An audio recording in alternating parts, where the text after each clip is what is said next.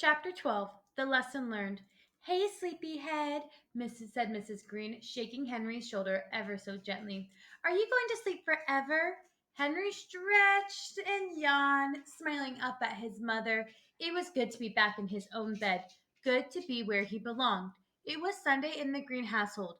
In fact, it was Sunday all over the world, and in the dining room, all the Greens were having a late and lazy breakfast. If you can shake a leg just a little, Mrs. Green went on, I think we might manage to have some pancakes ready for you, dear, just the way you like them. Henry hopped out of bed. He felt wonderful this morning, the way he always used to feel. He brushed his teeth carefully and paused on his way to the breakfast table only to make a few ugly faces at himself in the mirror. With all those big brown spots gone forever, he hoped. He didn't look half bad, except when he crossed his eyes. There was a big greeting for Henry when he sat down at the table. Elizabeth, who was wearing her special blue dress gown, even kissed him, and Mark stopped eating long enough to stick out his hand and ruffle Henry's hair. There is a lot of news for you today, Henry, Daddy Green said as Henry was drinking his orange juice. The company that makes all those candy bars sent me a letter. They want me to give you some kind of reward for helping to foil that hijacking. Really, Dad? Said Elizabeth. That's super.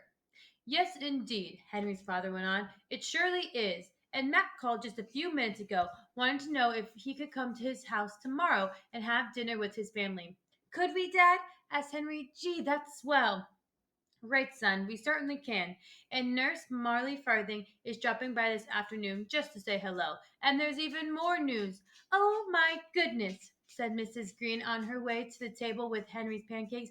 Everything seems to be happening at once to our Henry. Dr. Fargo wants to see you after school on Monday.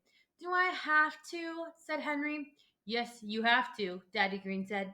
Okay, said Henry, although he didn't like it. He's a good doctor, dear, Henry's mother said, and if you like, I'll go with you.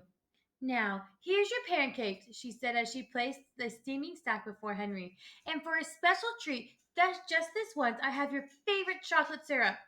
Henry's face lit up. His hand shot out and took a hold of the syrup pitcher, but just as he was about to pour the sweet brown mixture over his pancakes, he changed his mind. You know what, Mom? He said.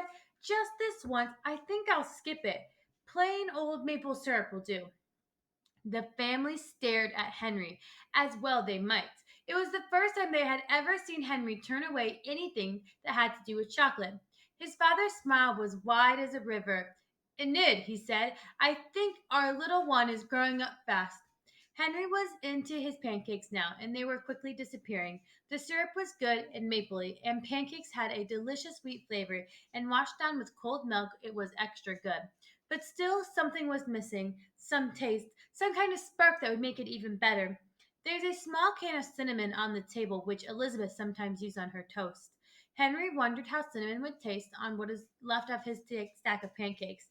He reached out for the canister and sprinkled just a little bit of the cinnamon on his plate. Then he tasted it.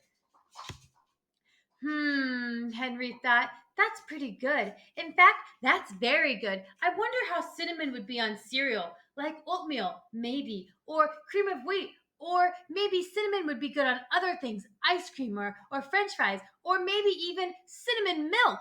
Then Henry had another thought. Could you ever have too much cinnamon? Could a person overdo it? Is there such a thing as cinnamon fever? What do you think?